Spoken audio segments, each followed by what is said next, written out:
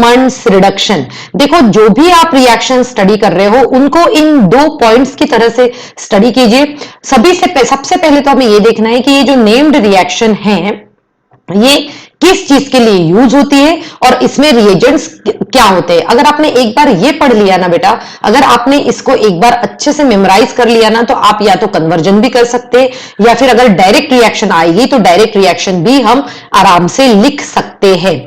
ठीक है, जैसे कि अगर मैं देखूं यहां पे सॉरी, जैसे कि आप देख सकते हो कि ये रोजनमंड रिडक्शन है, ये किस लिए यूज कर रहे हैं हम? ये कर रहे हैं किसी भी ऐसा असाइल क्लोराइड को हम कन्वर्ट कर रहे हैं बेंजाल्डिहाइड में। ठीक है, और इसमें जो रिएजेंट यूज होने वाले हैं वो होने वाले हैं H2 गैस भी यूज करेंगे हम, क्योंकि रिडक्शन है। और इसमें जो यूज करने वाले हैं वो है हमारा PD ओवर BaSO4। PD मतलब होता है पैलाडियम, राइट। तो चलो रिएक्शन देख लेते हैं। इस रिएक्शन का पहले हम जनरल वे में देखेंगे और उसी के साथ में हम देखेंगे इसके एग्जाम्पल्स भी। आप भी अपनी कॉपी पेन लेके बैठिए बेटा, ताकि आपको अच्छे से समझ में आए। अब देखिए, जैसे अगर मैं कहूंगी एसाइल क्लोराइड, तो एसाइल क्लोराइड में हमेशा यहां पे क्या होता है, एक R अल्काइल ग्रुप हो गया और ये जो है ये COCl, जिसे हम कहते हैं एल्काइल और असाइल क्लोराइड। क्या कहेंगे हम इसको? एल्काइल एसाइल क्लोराइड हो जाएगा वो। ठीक है, एक एसिटिल क्लोराइड हो सकता है, बेंजोइल क्लोराइड हो सकता है, वो हम इसमें इजीली लिख सकते हैं। ठीक है, मैं पहले अभी आपको जनरल वे में बता रही हूं और उसके बाद में मैं आपको इसी का प्रॉपर तरीके से एग्जांपल लेकर भी समझाऊंगी। तो चलिए हम बीच बीच में मेमोराइज भी करते चलेंगे कि ये हुआ हमारा असाइल क्लोराइड। ठीक है, तो इस असाइल क्लोराइड की रिएक्शन, जैसे कि अब हमने मेमोराइज कर लिया था, तो हम देखेंगे कि ये रिएक्शन हम कर रहे हैं H2 के साथ में, और किसके प्रेजेंस में होगा ये रिएक्शन? पैलेडियम और BaSO4 के प्रेजेंस में होगा। जब ये रिएक्शन इसके प्रेजेंस में होगा तो मेन क्या चेंज होता है वो आपको देखना है। ठीक है, तो ये जो असाइल ग्रुप जो है हमारा, ये असाइल ग्रुप जो है ये कन्वर्ट हो जाता है अल्डिहाइड में। मतलब यहां पर जो हमें मिलेगा वो होगा RCHO और साथ में ही HCl जो है वो रिमूव हो जाएगा। चलिए अब हम प्रॉपर एग्जांपल लेकर करते हैं। जैसे कि अब मैंने यहां पे ले लिया है CH3COCl, जिसे हम कहते हैं एसिटिल क्लोराइड। हम क्या कहते हैं जिसको? एसिटिल क्लोराइड कहते हैं। ठीक है, एसिटिल क्लोराइड में हम हाइड्रोजन की रिएक्शन करवा रहे हैं in the presence of palladium and BaSO4। तो हम देखते हैं कि जो क्लोराइड, जो एसिटिल क्लोराइड ग्रुप जो है वो कन्वर्ट हो जाएगा RCHO में। R की जगह आप लिख लो, यहां पे क्या जाएगा? R की जगह CH3CHO। इट मींस ये कन्वर्ट हो रहा है आपका एसिटाल्डिहाइड में।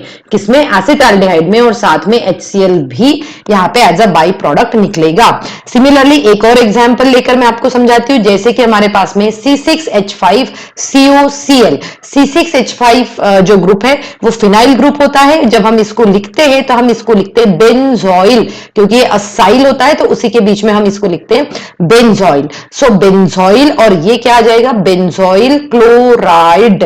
बेंजोइल क्लोराइड की रिएक्शन फिर हम करवा रहे हैं यहां पे H2 के साथ में in the presence of palladium and BaSO4। ये क्या हो जाएगा? जैसे कि मैंने कहा ये C6H5 एज इट इज रहेगा। जो आपका COCH3 ग्रुप जो है वो कन्वर्ट हो जाएगा CHO में, और बाई प्रोडक्ट भी ऐसा ही है। मतलब ये क्या बना है हमारे पास में? ये बना है बेंजाल्डिहाइड। तो हमने रोजनमंड्स रिएक्शन में ये देखा कि असाइल ग्रुप को हम कन्वर्ट कर सकते हैं CHO में।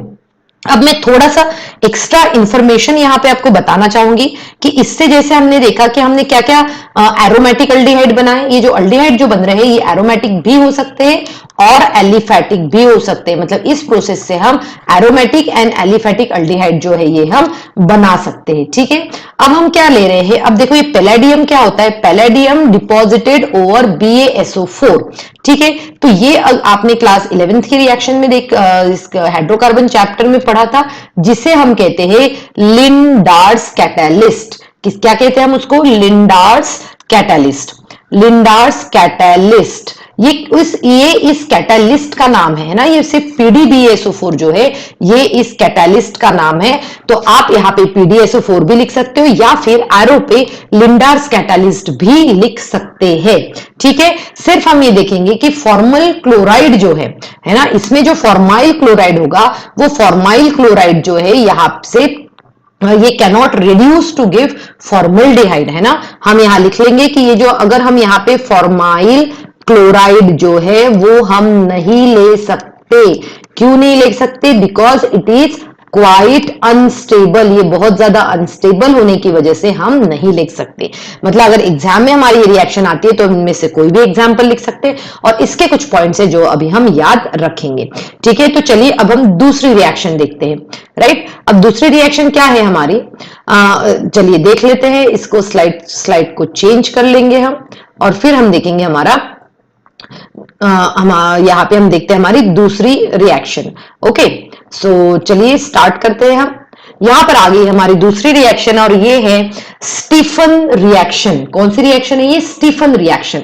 अब देखिए स्टीफन रिएक्शन के हम इसी तरीके से सभी पॉइंट्स पढ़ेंगे। स्टीफन रिएक्शन में क्या होता है जनरली, यहां पे जो है हमारे पास में हमने लिखा हुआ है नाइट्राइल्स। राइट, नाइट्राइल्स मतलब क्या हुआ बेटा? नाइट्राइल्स को अगर हम देखें, दूसरा नेम अगर हमें लिखना चाहे हम, तो हम लिख सकते हैं साइनाइड्स। नाइट्राइल्स को ही हम क्या कह सकते हैं? साइनाइड्स भी कह सकते हैं। मतलब स्टीफन रिएक्शन जो है, या फिर स्टीफन इसको रिएक्शन या आप रिडक्शन भी कह सकते हो, है ना। स्टीफन रिएक्शन या रिडक्शन भी कह सकते हो। तो इसमें हम मेनली किस में कन्वर्ट कर रहे हैं? साइनाइड्स को हम कन्वर्ट कर रहे हैं अल्डीहाइड्स में। किस में कन्वर्ट कर रहे हैं? अल्डीहाइड्स में, जैसे कि यहाँ पे मेंशन है। ठीक है, अब देखो इसमें जो रिएजेंट जो हम यूज कर रहे हैं ना, SnCl2 प्लस HCl, एक्चुअली इनकी रिएक्शन कैसे होती है ये ध्यान से समझो आप, है ना। पहले मैं थोड़ा सा मैकेनिज्म समझाना चाहूंगी इस रिएक्शन का, उसके बाद में हम एग्जांपल देखेंगे, क्योंकि इस रिएक्शन में हर बार थोड़ा सा कंफ्यूजन रह जाता है। तो चलिए मैकेनिज्म जो है हम पहले पढ़ लेते हैं। ठीक है, तो ये मैकेनिज्म क्या कहता है, देखो हमारे पास में क्या है, SnCl2 है। ठीक है, ये रिएक्शन किसके साथ में कर रहा है? HCl के साथ में। I think I should change the colour of pen, क्योंकि ये थोड़ा अच्छा नहीं लग रहा है। तो SnCl2 प्लस HCl के साथ में जब रिएक्शन हो रही है तब ये बनाते हैं SnCl4, क्योंकि जो Sn की यहाँ पे जो हम देखेंगे +2 ऑक्सीडेशन स्टेट है, ये कन्वर्ट होता है +4 ऑक्सीडेशन स्टेट में। ठीक है, और साथ में ही रिलीज करता है नेसेंट हाइड्रोजन। ठीक है, ये नेसेंट हाइड्रोजन इसने रिलीज कर दिए। अब ये जो रिएक्शन, अब समझो जरा, एग्जाम्पल ले रही हूं मैं। हमने यहाँ एग्जाम्पल लिया है CH3CN का। मतलब ये कौन सा हुआ हमारा? मिथाइल साइनाइड हुआ, मिथाइल साइनाइड। ठीक है, मिथाइल साइनाइड है। हमेशा हमें पता है कि कार्बन और नाइट्रोजन के बाद पास में ट्रिपल बॉन्ड होता है। तो हमने क्या किया कि इन दोनों को, इनकी रिएक्शन करवाई है 2H के साथ में। ये 2H हमें यहां से मिला। ठीक है, 2H जो है हमें यहां से मिला, तो ये बन गया हमारा 2H, और साथ में HCl भी एड ऑन होता है। और हमें यहां पर रिएक्शन देखो किस तरीके से हो रही है। सबसे पहले जो है यहाँ पे एक इंटरमीडिएट प्रोडक्ट बनता है ना। ये इंटरमीडिएट प्रोडक्ट बनता है, और जो जिसको वाटर के साथ हीट करने के बाद में हमें मेन प्रोडक्ट मिलेगा। इंटरमीडिएट प्रोडक्ट क्या मिलता है यहाँ पे, समझो ध्यान से इसको। ये है हमारा CH3 हमने लिखा। अब ये CH और साथ में ही इसके साथ में जुड़ जाता है NH.HCl। मतलब आप देख सकते हो कि यहां पे हमारे पास में 2 हाइड्रोजन है, एक हाइड्रोजन इसके पास जाता है, एक हाइड्रोजन इसके पास जाता है, और हमें HCl मिल जाता है। ठीक है, ये बना जिसको हम आइमीन कहते हैं। क्या कहते हैं इसको? आइमीन हाइड्रोक्लोराइड। ये क्या है? एक हमारा ये इंटरमीडिएट प्रोडक्ट है। क्या है? ये हमारा इंटरमीडिएट प्रोडक्ट है। और इस इंटरमीडिएट प्रोडक्ट को जब आप हाइड्रोलिसिस करते हैं, जब आप हाइड्रोलिसिस करते हैं, तो हाइड्रोलिसिस करने के बाद में यहां पे आपको मिलेगा CH3CHO और साथ में ही NH4Cl। ठीक है, हाइड्रोलिसिस होने के बाद में फाइनली हमें जो है ये प्रोडक्ट मिलता है। अब क्वेश्चन ये आता है कि भाई एग्जाम में क्या हमें इंटरमीडिएट प्रोडक्ट और ये सब चीजें लिखनी है क्या? बिल्कुल भी जरूरत नहीं है। अगर आप कोई भी रिएक्शन इस तरीके से लिखते हैं, मतलब CH3CN आपने दिखा दिया, और साथ में जो मेन रिएजेंट है, अभी जैसे आपने बाय हार्ट करे मतलब SnCl2 प्लस HCl आपने यहां लिखा। एरो पे आप ये भी दिखा सकते हैं और एरो पे हम यहाँ पे बता सकते हैं कि हमने इसमें बाद में क्या कर रहे हैं, हाइड्रोलिसिस भी कर रहे हैं हम, और हाइड्रोलिसिस करने के बाद में फाइनली हमें मिल रहा है CH3CHO प्लस NH4Cl। सिमिलरली अगर मैं यही रिएक्शन इसके साथ कर सकती हूं तो ये तो मिथाइल साइनाइड हो गया। अब मैंने C6H5CN लिया है, ठीक है, फिनाइल साइनाइड लिया, और इसके साथ में अगर मैं एरो पे लिखती हूं SnCl2 प्लस HCl और इसको मैं फर्स्ट पोजीशन डाल देती हूं, और सेकेंड पोजीशन पे अगर मैं लिखती हूं हाइड्रोलिसिस, क्या कर रहे हैं हम, हाइड्रोलिसिस कर रहे हैं, तो फाइनल प्रोडक्ट हमें मिलेगा यहाँ पे C6H5CHO, क्योंकि हमने CN ग्रुप को CHO में कन्वर्ट किया है, राइट। CHO प्लस क्या बनेगा यहाँ पे, NH4Cl बनेगा, ठीक है। तो कभी भी याद रखना कि किसी भी साइनाइड्स को हम कन्वर्ट कर सकते हैं, किसी भी साइनाइड को हम कन्वर्ट करते हैं अल्डिहाइड्स में, किसमें, अल्डिहाइड्स में कन्वर्ट कर सकते हैं, और ये इसका मैकेनिज्म है। एक बार अगर मैकेनिज्म समझ में आ गया तो आप इसको इजीली लिख सकते हो, एग्जाम में भी, कन्वर्जन में भी हेल्प हो जाएगी, और साथ में स्टीफन भी। इसका एक और तरीका हो सकता है याद रखने का बेटा, स्टीफन, और ये देखो स्टेनस क्लोराइड SnSST है ना, तो इसमें ही इसका आप याद रख सकते हो। सिंपल याद रखना है कि भाई साइनाइड्स को हम अल्डिहाइड्स में कन्वर्ट जो है वो कर रहे हैं। सो आई होप आपको ये भी रिएक्शन अच्छे समझ में आ गई होगी। चलिए अब हम आते हैं हमारे थर्ड रिएक्शन की तरफ। तो देखिए थर्ड रिएक्शन जो है वो है हमारी Etard reaction, right. Etard reaction में क्या होता है, देखो इटार्ड रिएक्शन जो है ये हम देखते हैं, ये भी देखो यहाँ पे जैसे कि मैंने यहाँ मेंशन किया हुआ है कि इटार्ड रिएक्शन किस चीज के लिए यूज हो रही है। इटार्ड रिएक्शन यूज हो रही है टोलीन को कन्वर्ट करने के लिए, और किसमें, अल्डिहाइड्स में कन्वर्ट कर रहे हैं हम, ठीक है। और जनरली ये रिएक्शन हम बेंजाल्डिहाइड के प्रिपरेशन के लिए यूज करते हैं, क्योंकि टोलीन तो एक क्या है, एक एरोमेटिक कंपाउंड है, और रिएजेंट्स जो यूज करेंगे वो कौन से हमारे पास में, CrO2Cl2 in the presence of CS2, और साथ में इसका हाइड्रोलिसिस भी होता है, ठीक है। तो चलिए ये रिएक्शन देख लेते हैं, समझ लेते हैं। इसमें CrO2Cl2 को हम कहते हैं क्रोमाइल क्लोराइड, क्या कहते हैं अब इसको, क्रोमाइल क्लोराइड हुआ ये। अब देखो रिएक्शन हो कैसे रही है। अब सबसे पहले तो मैं यहां लिख लेती हूं टोलीन का फॉर्मूला, और जो है ये रिएक्शन CH3, हमें पता ही है कि टोलीन जो है हम हमेशा से ऐसे ही लिखते हैं।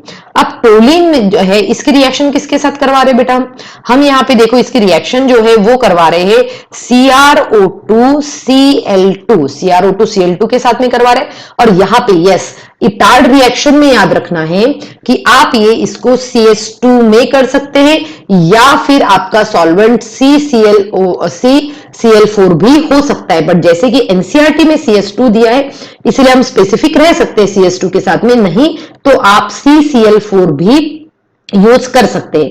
अब देखिए, अब यहां पर जो है एक इंटरमीडिएट प्रोडक्ट बनता है जिसे कहा जाता है इटार्ड कॉम्प्लेक्स। क्या कहते हैं हम उसको, इटार्ड कॉम्प्लेक्स कहते हैं ना। अभी इटार्ड कॉम्प्लेक्स बनता कैसे है, ध्यान से समझो।